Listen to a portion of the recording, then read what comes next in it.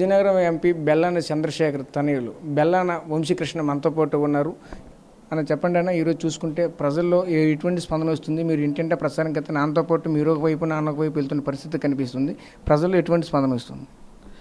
ఈరోజు ఏదైతే ఈ 13వ తారీఖు ఎలక్షన్ ఉందో దానికి అనుగుణంగా 2 ఓట్లు ఇస్తారు. 2 కూడా ఫ్యాన్కి వేయమని మేము ప్రతి దగ్గర, ప్రతి నియోజకవర్గం నాన్నగారు తిరగలేని దగ్గర కూడా మేము వెళ్ళి నాన్నగారికి, అక్కడ ఉన్న ఎమ్మెల్యే గారికి ఇద్దరిని సపోర్ట్ చేయమని, తద్వారా జగన్మోహన్ రెడ్డి గారు అక్కడ ముఖ్యమంత్రి అవుతారని అందరినీ కలవడం, ప్రతి ఒక్కరు విశేషంగా మమ్మల్ని ఆహ్వానించి మాకు హారతలు పట్టి బ్రహ్మరథాలు పడుతున్నారు.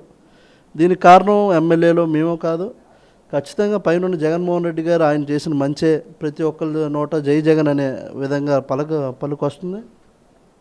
ఆయన ఇస్తున్న అమ్మఒడి కానీ పథకాలు కానీ ఏదైనా నేరుగా ఏంటంటే దళారులు లేకుండా ఏదైనా ప్రతి రూపాయి వాళ్ళకే అందే విధంగా ఆయన చేస్తున్నాడు. కాబట్టి ఈరోజు మేము గుండె మీద చేసుకుని ప్రతి ఊరు వెళ్ళగలుగుతున్నాం. ఒక టీడీపీ ఉన్న కార్యకర్తలు కూడా మేము వెళ్ళి ఓటేయండి మాకు అనే ధైర్యం, మాకు ఆ హక్కు మాకు జగన్మోహన్ రెడ్డి గారు కల్పించారు.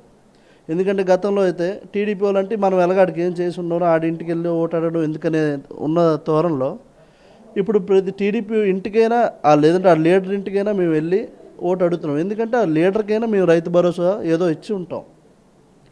అలాంటి కార్యక్రమంలో జగన్మోహన్ రెడ్డి గారిని మళ్ళీ ఏదైతే 2019లో జగన్మోహన్ రెడ్డి గారిని 151 సీట్లతో అత్యధిక మెజార్టీ ఇచ్చి గెలిపించారో దానికి మిన్నగా ఇప్పుడు నవరత్నాలు గతంలో ఏదైతే ఇచ్చారో దానికన్నా మంచిగా ఇప్పుడు మళ్ళీ పెంచి పేదవాడికి మరింత మంచి చేసే ధోరణిలో ఆయన ఉన్నారు. కాబట్టి ఆయనకు మరింత సపోర్ట్ చేయండి. మళ్ళీ మన పేదలకి మనందరికీ డెవలప్మెంట్ పరంగా కానీ ఏదైనా జగన్మోహన్ రెడ్డి గారు వస్తేనే మనందరి భవిష్యత్తు బాగుంటుందని ఆయనకి జగన్మోహన్ రెడ్డి గారిని దృష్టిలో పెట్టుకుని ఫ్యాన్ గుర్తు ఓటేమని అడుగుతున్నాం. మరి ప్రధానంగా చూసుకుంటే ఓన్లీ సంక్షేమం అని చెప్పేసి పెద్దపేట వేసామని చెప్తున్నారు. ఒకవైపు చూసుకుంటే అసలు అభివృద్ధి లేదు అని చెప్పేసి అయితే ప్రతిపక్షాలు ఆరోపిస్తున్నారు. దాన్ని మీరు ఏం చెప్తారు? వాళ్ళు గతంలో ఇప్పుడు లాస్ట్ టైం విజయనగరం పరిస్థితి చూసుకుంటే లాస్ట్ టైం అశోక్ గజపతిరాజు గారి దగ్గర మా పెద్దలు, జిల్లా పెద్దలందరూ వెళ్ళారు. సరే ఇక్కడ మాకు మెడికల్ యూనివర్సిటీ కావాలని అడిగితే మనకిందిరా యూనివర్సిటీ, ఏదో ప్రైవేట్ కాలేజ్ వస్తుందిలే తెస్తానులే అన్నారు. కానీ జగన్మోహన్ రెడ్డి గారు వచ్చాక మనం అడిగితే వెంటనే మెడికల్ యూనివర్సిటీ శాంక్షన్ చేశారు. పనులు ఆల్రెడీ స్టార్ట్ అయిపోయి ఫస్ట్ ఇయర్ ఆల్రెడీ క్లాసులు కూడా జరుగుతున్నాయి. ఇలాంటి 17 యూనివర్సిటీలు గతంలో ఇప్పుడు మనకు 4 ఉంటే ఇప్పుడు కొత్తవి 17 తీసుకొస్తున్నారు. లేదంటే పోర్టుల విషయానికి వచ్చేవారు కొత్తగా 4 కడుతున్నారు. ఇప్పుడు చెన్నై, ముంబై లాంటి ప్రదేశాలు అభివృద్ధి చెందాయంటే పోర్టు ఉండడమే కారణం. ఇప్పుడు అలాంటిది రేపు శ్రీకాకుళం కూడా ఓ ముంబైగానో చెన్నైగా మారుతుందని నేను ముఖ్యమంత్రి గారు కూడా అన్నారు.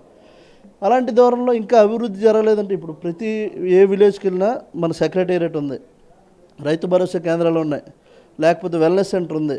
సుమారు ₹1 కోటి పెట్టి ఇన్ఫ్రాస్ట్రక్చర్ కట్టి ఇంత తెస్తే ప్రతి ఊరిని డెవలప్ చేస్తుంటే మళ్ళీ డెవలప్మెంట్ లేదంటున్నారు. రోడ్ల పరంగా ఏది చూసుకున్నా జగన్మోహన్ రెడ్డి ఇప్పుడు స్కూల్స్ చూస్తే నాడు నేడుగా డెవలప్ అయ్యా లేదా, అది దాని డెవలప్మెంట్ అంటారా అనరా. లేకపోతే ఇప్పుడు పోర్ట్లు వస్తున్నాయి, లేదా ఫిష్ ల్యాండింగ్ సెంటర్స్ వస్తున్నాయి. ఈ అన్ని కార్యక్రమాలు డెవలప్మెంట్లోకి రావా? ఇప్పుడు విశాఖపట్నం కానీ చూసుకుంటే ఇప్పుడు పరిపాలనా రాజధాని తెస్తామంటున్నారు. అది వస్తే మన ఉత్తరాంధ్ర ప్రజలకు ఎంతమంది జరుగుతుంది? అది డెవలప్మెంట్ కాదా? భోగాపురం ఇంటర్నేషనల్ ఎయిర్పోర్ట్ ఎంత త్వరగా పనులు జరుగుతున్నాయో వెళ్ళి చూడండి ఒకసారి. అదంతా బాగా జరుగుతుంది. అది వస్తే మన యువతకు ఉపాధి దొరకదా? ఇలాంటి ఎన్నో కార్యక్రమాలు మన చుట్టూ, మనం రాష్ట్రం గురించి మాట్లాడకపోయినా మన చుట్టూ జరిగేవి. ఇక శ్రీకాకుళంలో పోర్టు కానీ, ఉద్దానంలో కట్టిన కిడ్నీ ఫెసిలిటేషన్ సెంటర్ కానీ, లేదా మన విజయనగరంకి వచ్చిన మెడికల్ హాస్పిటల్ కానీ, ఇలాంటి ఎన్నో కార్యక్రమాలు ఆయన చేస్తున్నారు. మాకు పూర్తి నమ్మకం ఉంది మళ్ళీ జగన్మోహన్ రెడ్డి గారు గతంలో కన్నా మెరుగ్గా మళ్ళీ సీట్లు వచ్చి మళ్ళీ ఆయన ముఖ్యమంత్రి అవుతారు. ఇంకా ఇప్పుడు ఏదైతే కూటమి వస్తుందో ఈ కూటమి అలాగే మళ్ళీ చల్లారిపోయి ఎలాగా చంద్రబాబు నాయుడు గారు 75 ఏళ్ళు దాటిపోతున్నాయి. కాబట్టి ఆయన రిలాక్స్ అయ్యి నెక్స్ట్ ఎవరు వస్తారనేది మేము చూస్తాం. ఉత్తరాంధ్రలో చూసుకుంటే విశాఖ రాజధానికి అయితే ప్రజెంట్ అయితే కావాలని చెప్తున్న పరిస్థితి కనిపిస్తుంది వైసీపీ. అదే పరంగా ఈరోజు చూసుకుంటే ఈరోజు ఉన్నటువంటి ప్రతిపక్షాలు అయితే మాత్రం ఓన్లీ అమరావతి రాజధాని కావాలని చెప్పేసి అనడమే జరుగుతుంది. దాన్ని మీరు ఏమంటారు? ప్రతిపక్షాలు ఎందుకంటే గతంలో చూసుకున్నా హైదరాబాద్ ఒకటే డెవలప్ చేశారు. ఇప్పుడు హైదరాబాద్ తెలంగాణ తీసుకున్నాక మనం ఎలా మిగిలామో మన రాష్ట్ర ప్రజలందరూ చూస్తున్నారు. అలా మళ్ళీ అయిపోకుండా జగన్మోహన్ రెడ్డి గారు వినూత్నంగా ఆలోచించి అమరావతి ఒక్కదాని మీదే మనం 1,00,000 కోట్లు ఎంత పెట్టి మనం డెవలప్ ఇప్పుడున్న రాష్ట్ర బడ్జెట్ కానీ ఇవన్నీ దృష్ట్యా మనం చేయలేము. అదే ఇప్పుడు డెవలప్ అయిన ఇప్పుడు ఎలాగా అమరావతి 3 రాజధానిలో రాజధానిగా ఉంటుంది, కర్నూలులో న్యాయ రాజధానిగా ఉంటుంది, ఇక్కడి నుంచి పరిపాలనా రాజధానిగా విశాఖ ఉంటుంది. ఇలా 3 ప్రాంతాలు అభివృద్ధి చేసి గతంలో హైదరాబాద్ ఎలా అయితే అయిందో అలా కాకుండా భిన్నగా ఆయన ఇక్కడి నుంచి పరిపాలన చేస్తూ, ఇంకొకటి విషయం మేము గర్వపడేది ఏంటంటే ఉత్తరాంధ్రలో ఒక భాగాన్ని ఆయన ఎంచుకోవడం మాకు చాలా గర్వకారణం. ఆయన ఇక్కడి నుంచి పనిచేయాలని మేము ఆకాంక్షిస్తున్నాం. ఈరోజు రుషికొండ అయితే మాత్రం అక్కడ పర్యాటక ప్రాంతంగా అయితే ఒక హబ్బుగా తయారు చేసిన పరిస్థితి కనిపిస్తుంది. దాన్ని ఈరోజు చూసుకుంటే ప్రతిపక్షాలు అయితే మాత్రం రుషికొండను దోచుకున్నారు అని చెప్పేసి అయితే ప్రతిపక్షాలు విమర్శించారు. దాన్ని మీరు ఏం చెప్తారు?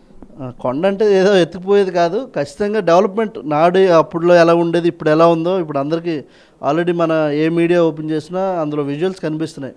గతంలో ఎలా ఉండేది, ఇప్పుడు అక్కడ ఆఫీసులు కట్టడం కానీ పర్యటన పరంగా ఎంత అభివృద్ధి చెందిందో మనమే కళ్ళకి కనిపిస్తుంది. అది మనమేమి కొండ అంటే ఇప్పుడు నేనేం జోబులో పెట్టుకొని వెళ్ళిపోయేది కాదు జగన్మోహన్ రెడ్డి గారు కానీ ఎవరైనా. ఏదైనా డెవలప్మెంట్ కోసం చేస్తున్నారు, ఏదైనా పర్యాటక పరంగా మరింత ఇప్పుడు రానున్న రోజుల్లో మరింత మెరుగ్గా మన విశాఖపట్నాన్ని చూడబోతున్నాం. ఇంకోటి ఇప్పుడు పెద్ద భూతంగా ప్రజలైతే మాత్రం చిన్నకారు సన్నకారు రైతులంతా చూస్తున్నారు. ఈరోజు ల్యాండ్ టైటిల్ యాక్ట్ అని చెప్పేసి తీసుకుని వచ్చేసి దీన్ని పెద్ద భూతంగా చూస్తున్న పరిస్థితి కనిపిస్తుంది. అంటే దీన్ని అయితే మాత్రం ఈరోజు ఈ ల్యాండ్ టైటిల్ యాక్ట్ దీని ద్వారా ప్రభుత్వం మా భూమి కాజేస్తుందని చెప్పేసి అయితే ప్రజల్లో ఒక రకమైన ఆందోళన అయితే కలుగుతుంది. వాళ్ళకి మీరు సమాధానం ఏం చెప్తారు? జగన్మోహన్ రెడ్డి గారు ఇప్పుడు జరుగుతున్న ప్రతి సభలో కూడా ఇలాంటి అవాస్తవాలను నమ్మొద్దని ఆయన కూడా చెప్తున్నారు. చంద్రబాబు నాయుడు గారు చేసిన నీచమైన రాజకీయాల్లో ఇది ఒక చర్యగా మేము భావిస్తున్నాం.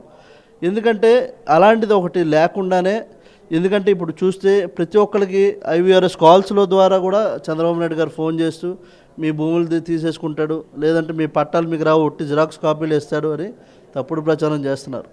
ఎందుకంటే ఇంత రాజకీయ భవిష్యత్తులో జగన్మోహన్ రెడ్డి గారు పేదవాడికి ఎంత మంచి చేశాడు అనేది ఏ ఒక్క కుటుంబాన్ని రాష్ట్రంలో వెళ్ళినా తెలుస్తుంది. అలాంటి ఆయన మన పేదవాడి భూములు ఎందుకు లాక్కుంటారు? ఇప్పుడు పట్టాలు ఇచ్చి ఇప్పుడు ప్రభుత్వం మహిళలకు పట్టాలు ఇచ్చారు భూములు, అవి కూడా శాశ్వత భూ హక్కు కల్పిస్తూ వాళ్ళకి పట్టాలు ఇస్తున్న తరుణంలో రైతుల దగ్గర ఉన్నవి ఎందుకు లాక్కుంటారు జగన్మోహన్ రెడ్డి గారు? ఇవన్నీ పూర్తిగా అవాస్తవాలు. అలాంటి ధోరణి ఏమి ఇక్కడ జరగదు. ఎందుకంటే రైతుల పక్షపాతన్న జగన్మోహన్ రెడ్డి గారు ఉన్నారు, అలాగే పేదల పక్షాన ఆయన ఉన్నారు. ఆయన ఎప్పుడూ వాళ్ళు మంచిగా కోరుకుంటాడు కానీ ఆయన ఏవో భూములు లాక్కొని ఎక్కడి నుంచో డబ్బులు తెచ్చి రాష్ట్రాన్ని పరిపాలిద్దామన్న ఉద్దేశం ఆయనకు లేదు. ఇవన్నీ మేము పూర్తిగా ఖండిస్తున్నాం. Okay, right.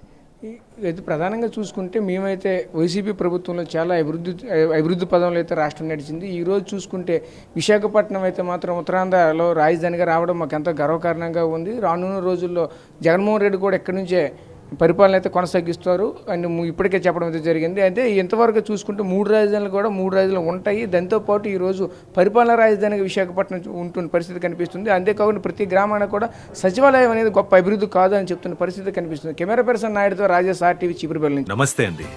ఇది వ్యాపారం గురించి కాదు, ఓటు గురించి. ఎన్నికల్లో ఓటు వేయడం మన హక్కు మాత్రమే కాదు, కర్తవ్యం. ఎంతో మంది మహా నేతలు శ్రమించి ప్రాణత్యాగం చేసి ఈ అవకాశాన్ని మనకిప్పించారు. అందరూ ఓటు వేద్దాం. ఎందుకంటే ఓటు హక్కు ఊరికే రాదు. నా ఓటు ఎవరికో తెలుసా? అది సీక్రెట్ అండి.